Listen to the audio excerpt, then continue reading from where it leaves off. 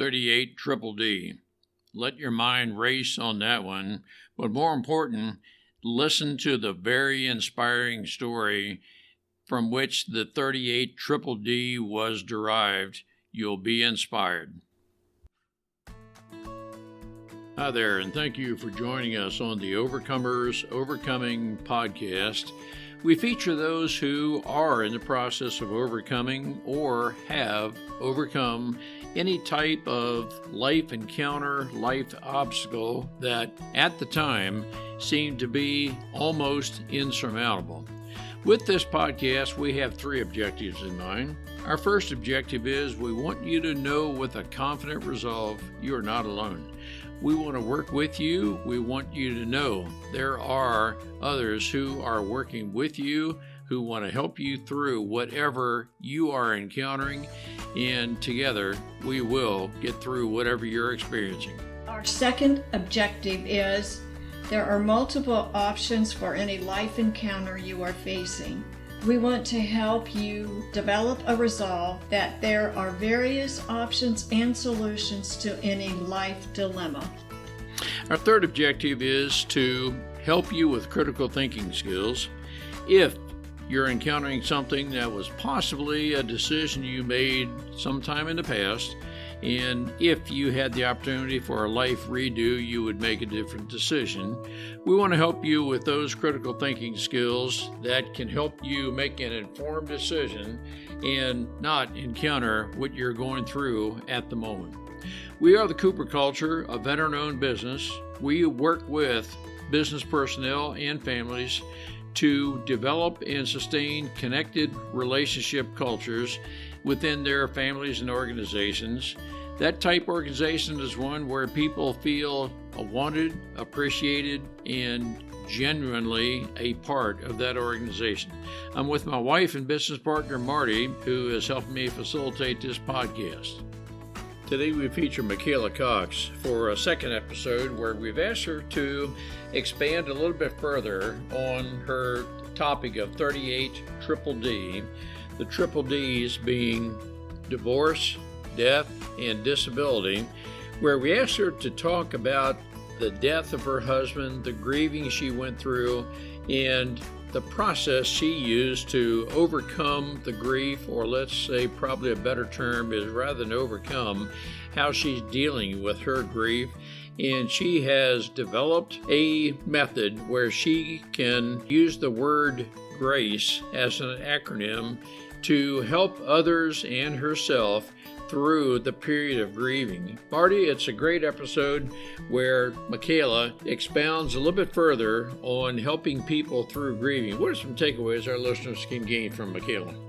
Michaela has gone through a life full of struggles, but yet at the same time, she does not let those struggles take her down. I'm sure she's had her moments where she's been like, Lord, can I go through this? Help me through this.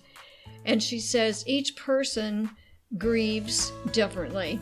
So accept your way of grieving. But like you said, she uses the acronym GRACE when she coaches other people to help them through that process. And it's a great opportunity to learn. You'll learn from her resolve. She will not accept being a victim. There are a lot of other D's, such as depression, deception, despair, any of those kind of things. She will not allow any of that in her life. Let's listen and learn together. Michaela, it's great to have you back with us. When we recorded for our last episode, you had mentioned you lost your husband, who died when you were about 38 years old. That's my recollection. And correct. Going on 7.5 years ago in October. All right. And you were, am I thinking correctly, about 38 years old? I was when he passed away. That, like I said, that was 7 years ago. So I'll be 46 in November. Time, keeps on passing All right. by. And so, Michaela, a lot of our listeners are grieving through various things, and not necessarily the death of a husband, but grieving because of something. And I wonder if you would take the time to explain to our listeners how you processed what must have been a devastating situation in your life, losing your husband, how long did it take you to, I'm going to say, get over the rawness of it? And I'm not sure I'm going to use the right terms, but in some ways you never get over it, but you Right. just learn how to deal with it, maybe. I don't want to suppose that I know how to grieve. My parents are no longer living. I grieved that in an uncle and a grandfather who mentored me. So I've been through that, but never a husband. I'm very grateful that Marty is still with me. But Michaela, it's great to have you back with us. Well, thank you for having me, and it is an important topic, and I'm grateful and willing to answer any questions and be of service. I will say at the outset, I can only speak to what I've been through. I don't have all the answers, but I can provide what I've learned in my own journey. And you're correct to say that every experience is different, but there are some commonalities that grief is in fact grief is grief, even though we all come to it for different reasons or different circumstances or different ways, but it is still the same process and it is a process. So, Our listeners are very interested in your perspective. I don't think there is a person who is the expert on grieving because everyone is different and they process it differently. But our listeners are very interested in your journey. Where do you want to start with this, Michaela? Maybe somewhat close to the time your husband passed away. How did you process that? And I think one thing our listeners are going to be very interested in knowing, how long did it take for you to, I'm not sure if the word is deal with it. I'm not sure what the right term is. well, it's a simple but complex answer, and we'll start at the beginning because when I was happy to be here before, I spoke of, and the reason why it ties together is my original journey of what I call my 38 triple D of disability, lifelong disability of legal blindness, divorce in 2005 at 26. And then I was blessed to meet my love of my life, the man that passed away in 2017. So death in 2017, a beloved husband, widowhood, grief, loss, and solo parenting is because so much of what we're fixing to speak of, I actually learned early in life with the disability. And then it occurred to me when I went through my divorce and first interesting first marriage and then losing my husband, the one I was blessed to know and marry after the fact of the divorce. Well, if it worked in one situation, then I just need to apply it again because basically grief is a different animal in and of itself, but you're still choosing to work through something, an obstacle, a challenge, an adversity.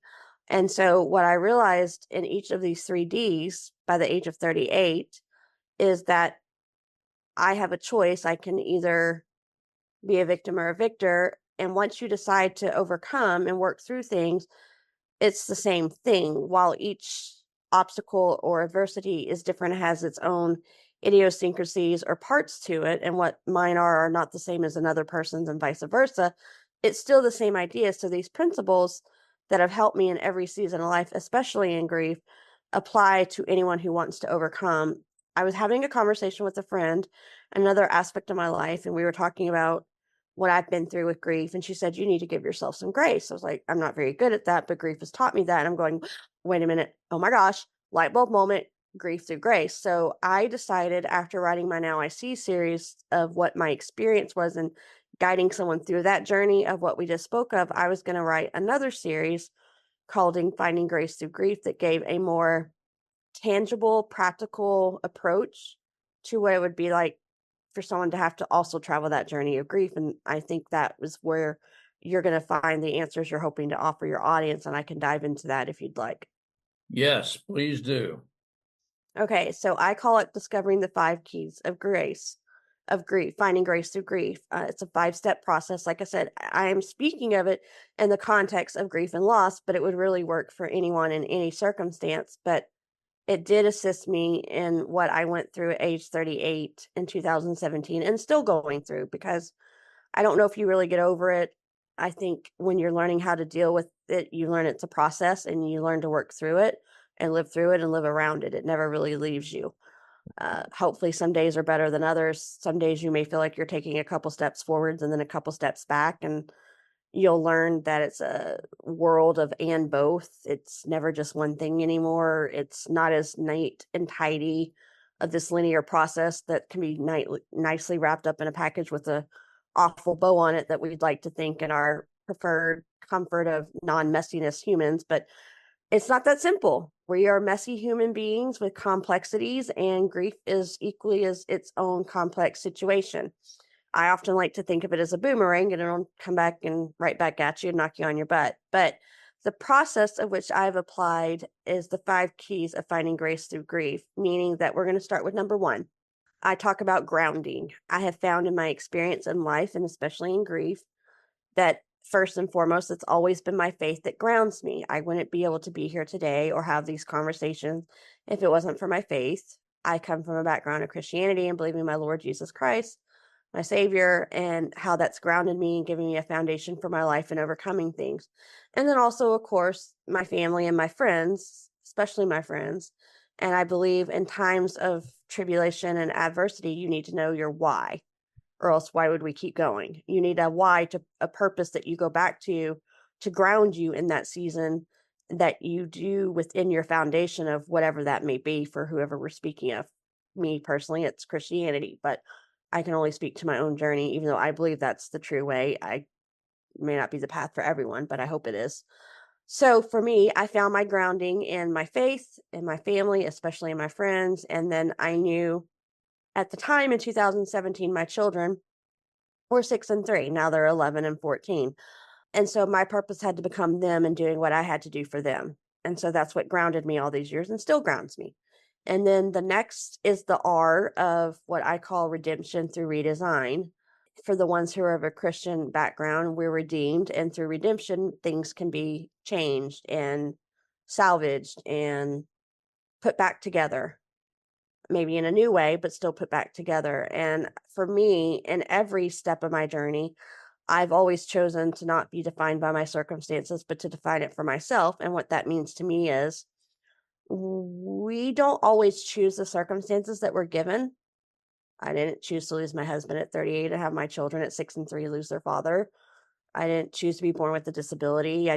Yes, I walked away from my first marriage, but it was through choices of my ex-husband's making that no longer made it a viable situation. And so I left.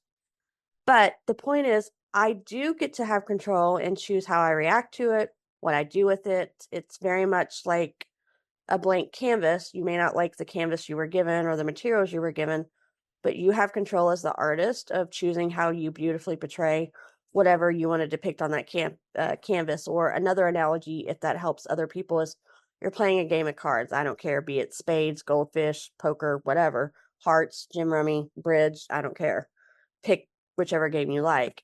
We pick the amount of cards the rules say we get to pick. We have no control what we take out of the deck. But if we're a skillful and strategic player of that game, with the end goal being to win the game to our advantage, then we'll play those cards well and do well at the game of life. So I've always chosen to want to make my own design of things when I've been put in situations that didn't really want to be there, but I still have to do it. So I've always been believed and raised with the idea of you don't quit, you don't stop, you don't give up, and you keep pressing on. And you, like I said, through faith and hard work and determination and dedication, we press on. And so I'm choosing to still redefine my life and redesign it to the life that, even though it's not what I wanted, I can make it what I want. It is what it is, but I can make what I will of it, I should say. A is for learning to live in abundance. That can mean several things. And while some people think of finances in that, I'm not. I have a financial person. He's a great guy, and I let him do that. That's not my area of expertise. But the way I speak of it as is our mindset. I think there's a reason why in our society that we say mindset is a game changer and can unlock all doors, is the master key. And that whatever you put your mind to, you can do it or not do it. If you put your mind to it, you can do it, you'll do it. If you put your mind to it that you can't, you won't. And I almost think that's the harder challenge in the choices, because sometimes in our mindset, our mental space gets bogged down and overloaded and overwhelmed and congested with all these things that we tell ourselves that are untruths, and it discourages us from the very thing we set out to design and to see play out. And so I feel like mindset is a game changer, and it's key. It's probably the harder thing to do than the choice itself.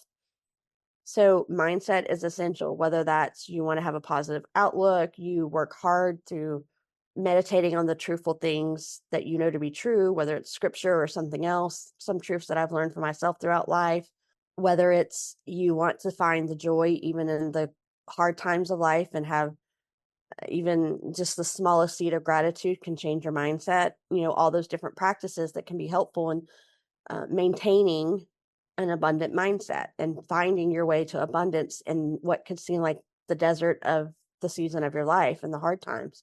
And then we come to the C, which is the fourth key in finding grace through grief, as what I call choosing care and clarity over chaos and confusion. And what I mean by that is these could really all be individual conversations, because there's a lot to unpack, and I'll answer whatever questions you want. But what I mean by choosing care and clarity, excuse me, I got tongue tied, is really focusing on self care. I was not always the greatest at that, self admitting, especially in a really busy time in my life.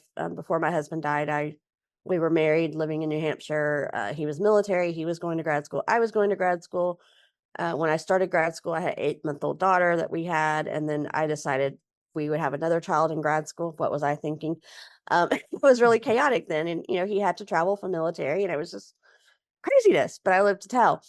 But grief taught me that if you want to survive something, and then more precisely, you want to thrive it, you absolutely need to take time for yourself, or it will land you on your butt, whether you want it to or not. And so there's different ways of looking at self-care. There's different types of self-care. There's different ways self-care affect people, what they think of self-care. And a lot of it has to do with the ideas, as long as you are caring for yourself in whatever way or fashion or form that looks like for you. Because what fills my cup and refreshes my soul will be something totally different for someone else, and vice versa. I will never run on a track, okay? I enjoy being comfortable on my couch with a nice TV show or an audiobook. Running is work to me. That's not relaxation, but more power, Godspeed. God bless you. Knock yourself out if you want to run a marathon. If that's your self-care, then do it. It's just, that's not me. I enjoy being with my girlfriends. I enjoy traveling. I took a week for myself last week when I was at the beach with a friend. That was a very wonderful, good take a step back from everything and just recharge. Self-care allows you to care for yourself so that you do have clarity of mind, to maintain the abundant mindset, to stay true to the choices that you want to make in designing your new life and not being defined by your circumstances, that you ground yourself in by whatever is your purpose or your why or your faith that helps you to stay true to this course that you're mapping out. The last part of the grace and grief is the E for equipped. I think people struggle with this one in some ways because not everyone is comfortable with the notion of asking for help or getting what they need, whether it's because they're ashamed or they're embarrassed or they're bashful or it makes them feel weak or whatever, fill in the blank. I can't speak for everyone else. I personally got over that a long time ago. With a disability, you wouldn't get anything done if you didn't get what you needed to help accomplish what you need to accomplish around a disability. So that's no longer a thing for me. I think a huge piece of being equipped is self advocacy, advocating for yourself and seeking out what you need. I mean, really, it's as simple as we teach our kids in school. If you have a question, you raise your hand and you say, explain, what's the answer to this? It's really, that's all you're doing, is that you're asking for what you need to get to the next thing that you want to accomplish. And so it's just as true in adversity. You need to be equipped sometimes, whether that by friends helping you come alongside you, whether that you may need financial things, you may need legal things. I go to counseling, I take time for myself. It equips me to keep being able to sustain this journey in a hard season. And I mean, it's no different from a road trip where if you want to go on a trip, you're not going to get very far out of your house or your driveway if you don't have a car with a tank full of gas, or you get a ride to the bus station or Uber or a Lyft, or, I don't know, maybe you bought an airline ticket and you fly there, whatever. You're not going to go anywhere without getting there somehow anymore. Do you really want to sleep in your car or sleep on the street? So you need a hotel, you need a friend's couch to stay on. I doubt you want to go without food. That doesn't do very well for our human experiences. We need food and water and drinks, and you may want some fun road tape mix or something for the journey. But so my point is, you equip yourself with the things that you need. And sometimes that's self-care, and that helps you to have the good mindset that keeps you true to what you want to do in life, and you figure it out. So through all these 5 things of the finding grace through grief, it's allowed me to process my journey. I'm not saying it's easy or that I haven't had my days where I struggled, but like I said, it's an ebb and flow. Sometimes it's harder and sometimes it's not. And some things get better. And then as new things come up, you figure that part out too. I'm going to go through the 1 through 5 and make sure I got that down right. It's the 5 steps to grace through grief, grounding in faith, and then redemption to Yes, you are right. The grounding is the first step, redemption to, and design. and then learning to live in abundance, Yes. choosing self-care, Okay. clarity of mind, Care and clarity over chaos and chaos. and then equipping, seeking out what you need. Finding grace through grief. And that's what's helped me in this process of grief and loss and in all aspects of my life, actually. And that's what helped me is I realized, even though I've done it before, I can take the same skill set of what I did with a disability and a divorce and apply it to the new adversity that I was facing, because it's overcoming is the same idea no matter what you're trying to overcome. It just so happens in this context, it was the grief and loss of dealing with my losing my partner and husband. You have from my perception, a very methodic, resolved approach to this. Is that a characteristic of your attributes, Michaela, or did you have to develop that methodic resolve over a period of time? I tend to be in my personality very methodical, but that process came out of, how they say necessity is the mother of all invention. I got Yep. thrown in these situations, and it's just how I found that it worked for me to get through disability. If I didn't have something to ground me, I probably would have quit a long time ago, figuring out the obstacles that I had at every turn with the disability. I wouldn't have accomplished what I did if I didn't know my purpose and my reasoning for why am I working my butt off all these years. If I didn't choose to not be defined by that circumstance, I would have never done what I did. If I didn't have the positive mindset of what I was taught to grow up with of don't quit, don't stop, don't give up, I would have done that a long time ago. And then I did learn the self-care part much later in life to survive and thrive in this situation and season of life of grief. And I learned to be equipped a long time ago. So I just applied those to the other things to help me overcome what it was like to put her life back together after being divorced and having to let go of that first marriage. And then now figuring out life as a military widow and a single mom and a solo mom with 2 kids and being disabled and having to literally, like I said, we were living in New Hampshire and we had to move cross country and start our lives all over again. So I am methodical and I pay very much to the details, but it's also just a process that's been, what's the word I'm looking for? I curated, or I marinated over these years of practice of knowing what it was like to unfortunately learning how to overcome and be empowered to go from surviving to thriving. You've got such a great attitude. A thought I have is that from the triple D, disability, death, divorce, could have led to a quad D of depression. And It does did come out you sometimes. That's why did, I go to did counseling and I work on therapy, and I've always chosen to work on myself so that I can keep going, and process my stuff. No, that's good. Okay, so you are acknowledging that would you have been depressed to some degree, or you went to counseling to avoid depression?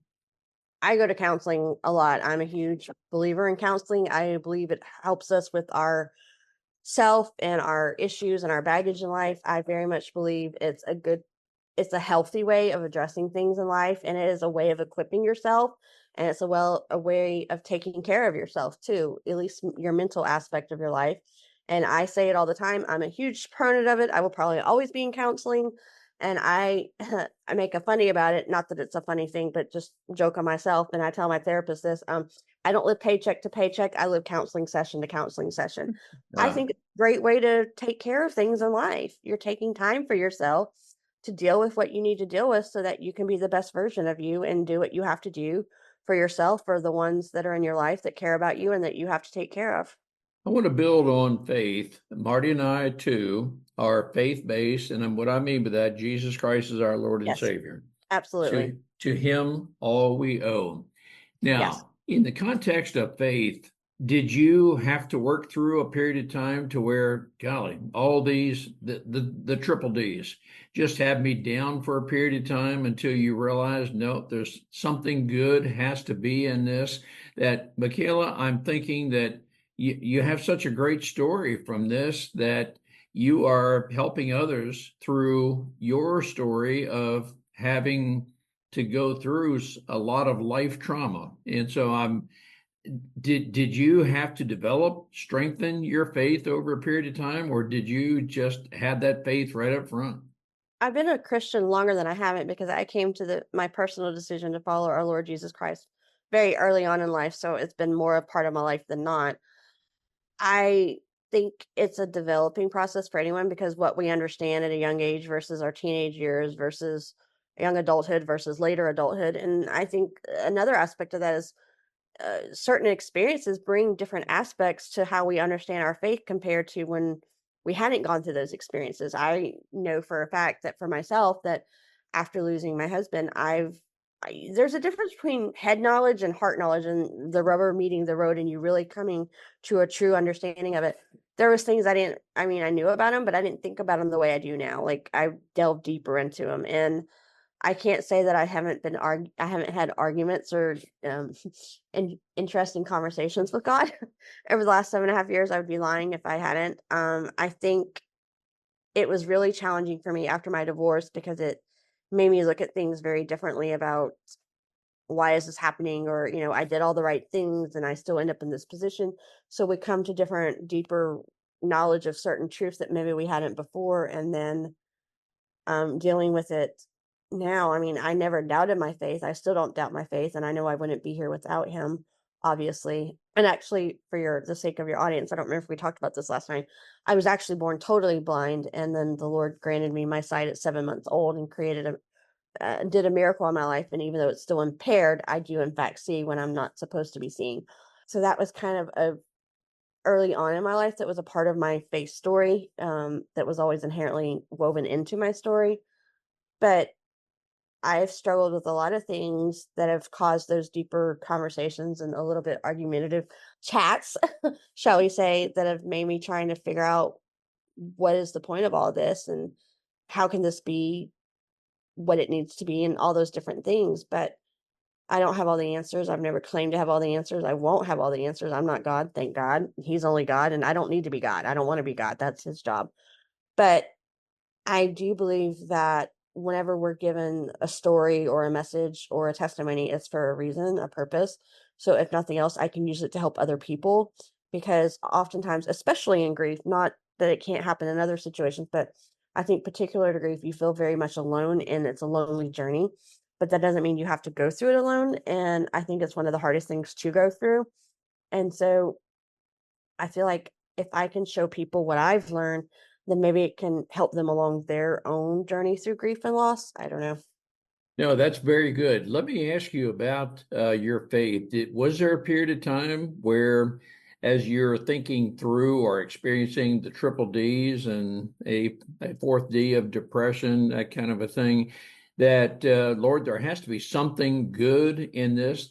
Was that a part of your thought process? Lord, show me what good, what benefit there can be through all of this?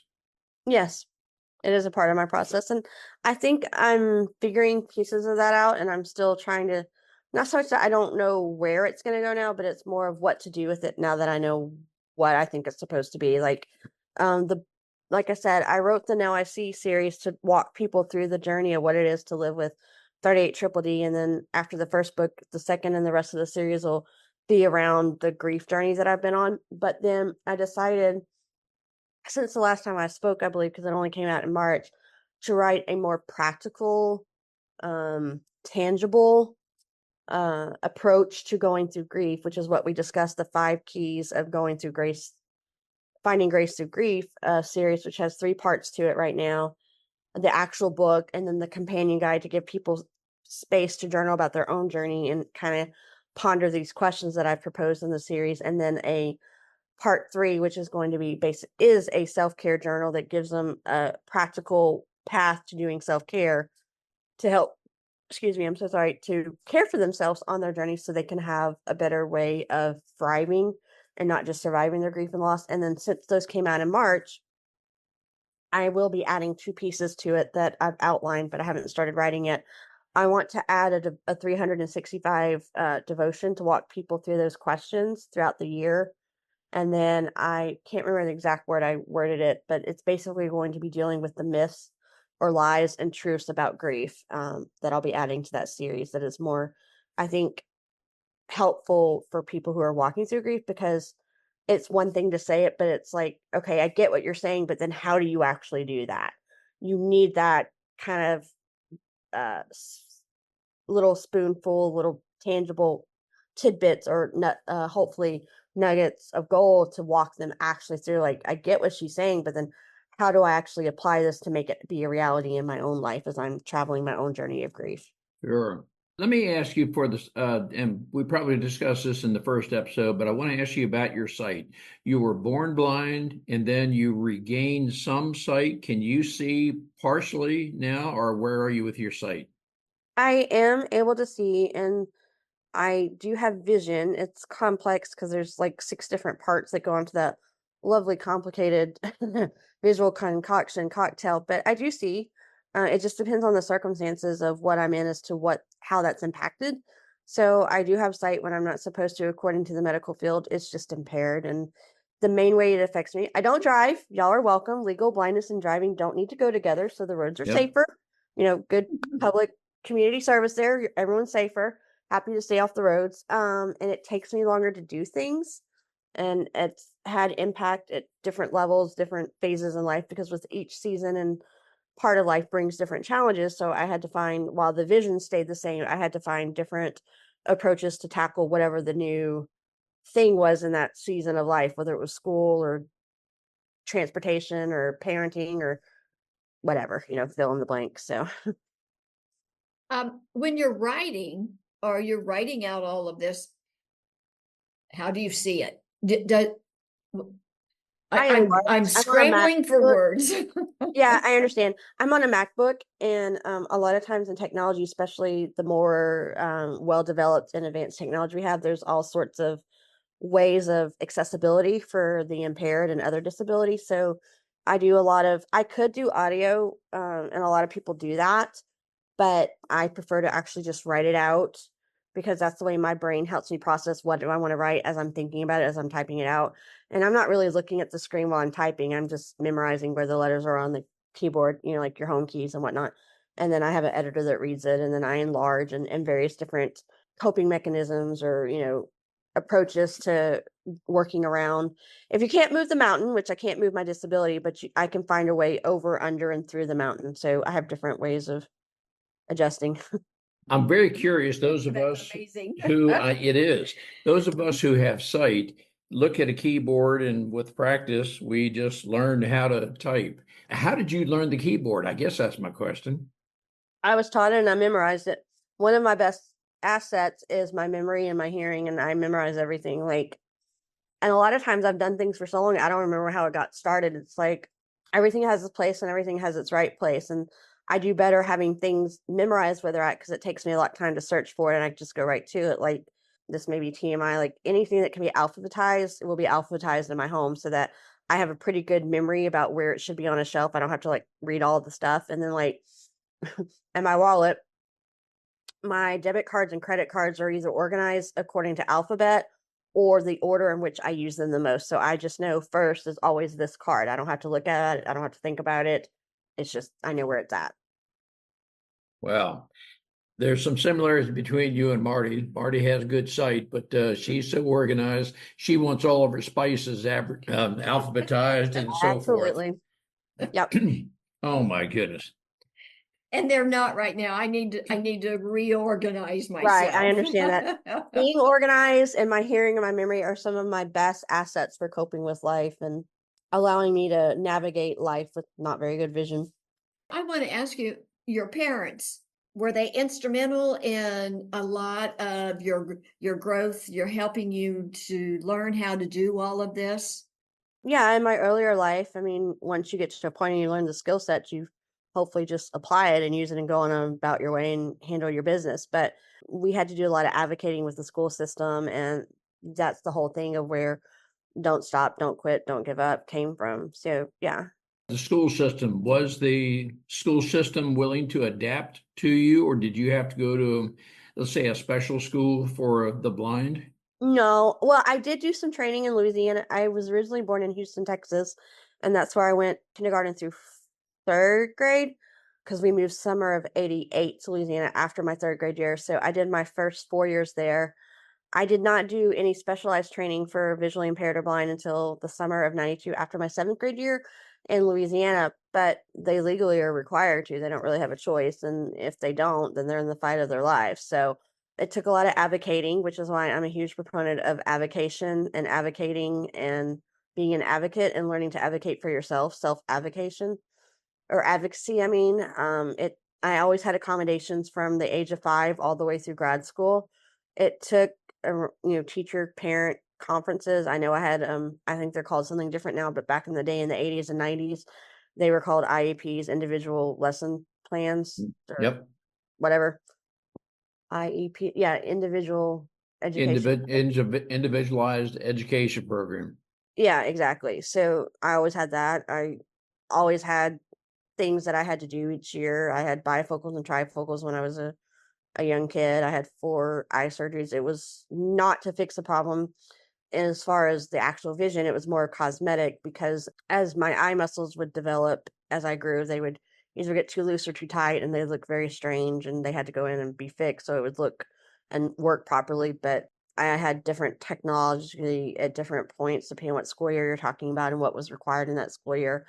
I've done audiobooks or taking in knowledge and information through audio, basically either on actual audio or people reading to me since virtually age the 5th grade. In high school, I did it on cassette. College, I did readers because I didn't want to deal with the behind the times of technology of not keeping up with what the professor wanted. In grad school, when I was living in New Hampshire, it was on CD, and I would listen to all my grad school books while I was doing everything else in the world. And then just various different things. Anytime I took standardized testing, I had accommodations, which it was ridiculous how I had to take the ACT and the GRE and all the things. So, which I've heard have come a long way since I had to do them, which is really good for the ones that have to deal with it now. But I did not have that advantage. I was grateful for the accommodations that I had, but they are nowhere what they are now, what they were when I was coming up. And I wish they were at the level they are today because my life would have been so much easier. But we figured it out and we got it done. And I went on and did what I had to do. Well, I tell you, I admire that attitude of, hey, nothing's going to keep me down. I will figure it out. I'm going to move on. Do you have a business of counseling, coaching? Do you provide therapy for others? Oh, God, no, I'm not a therapist. I go to therapy, I'm not a therapist. Ironically enough, I don't have the patience of a therapist because even if I was trained, the only people I would probably be able to help are either children or veterans because I feel like people fall in 2 camps. They're either victims or victors, and I don't really have time for victim mentality, so I don't know how empathetic or compassionate I would be to excuses. I mean, yes, I will work with you for a while but if at some point you don't do it, then I'm like, you're wasting my time and your time. You can go to someone else who wants to entertain and patronize your excuses because obviously I don't do excuses or I wouldn't have done what I've done and I'm not going to play that game. So I don't know how sensitive or supportive I would be in that circumstance. So I not make the best therapist, even though I enjoy therapy. But the Finding Grace Through Grief, I originally thought would be a coaching program, which could be at some point. But my goal right now is, and that's what I'm working on, is trying to figure out. I know in some circles people are aware of Grief Share, which is a 13-week course that help people in the initial parts of their grief, which I think is a stellar program. I went through it myself. But and I take no issues with it. I think it's a phenomenal program. I recommend it to most people when they're ready, they should go through it. But I think what it does, I think it does very good at triage and it shows you what you need to get through grief. But then after 13 weeks, you're like, okay, what now? Grief doesn't stop after 13 weeks. So I am trying to figure out in the process of figuring out how I can turn Finding Grace Through Grief into a more extensive course to walk alongside the people and continuing their journey through grief. I'm just trying to figure out what that's going to look like and how to get that going in communities. I know what I want to do. And like I said, there could still be a coaching aspect to it at some point. I just haven't quite figured out how to get that accomplished. So that's what I'm trying to figure out right now. Is a digital course a possibility? It could be. I would think I that haven't thought about it. I think you could definitely do that very well. Just a thought, Michaela. You're writing the books, then you verbalize that. And I don't mean the book in an audible form, but more so It will be the eventually. precepts. Okay. I want it to be I want all of my books to be in audible form because I'm like, as you can see, for work purposes and school purposes, it was invaluable to my learning and my growing and being successful in school. I think are immensely valuable. But in the way our world is today, I think people enjoy audiobooks because it's just a different way of taking in knowledge that sometimes is more efficient and effective. And so I believe it serves a huge purpose for a lot of people, whether it's because you are an audible learner or you actually have a disability, it keeps you from physically reading a book or you just enjoy it. So I want them to be, and I'm waiting to see what happens on in the publishing world. There's been a development that I learned about recently. This is getting into the weeds of publishing, and if you're not into it, you don't need to know it. But the company that I self-publish through is Amazon's what's called KDP, their own self-publishing company.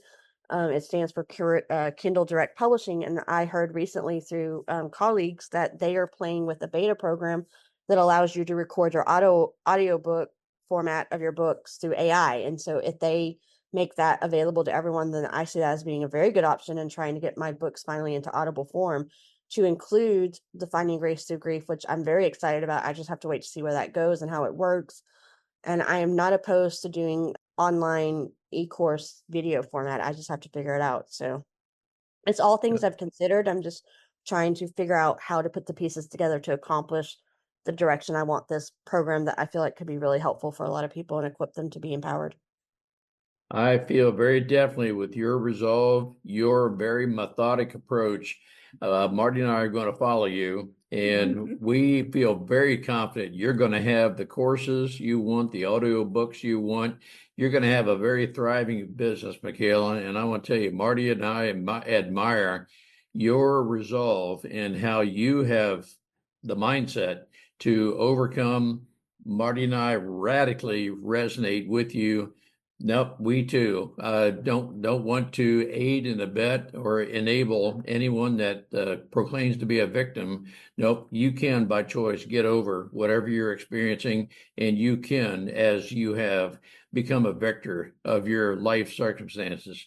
Michaela, on behalf of our listeners, I want to thank you so much for your ability to work through your resolve to make the very best of the triple Ds, the different things you've been through, and you're a real inspiration to a lot of people.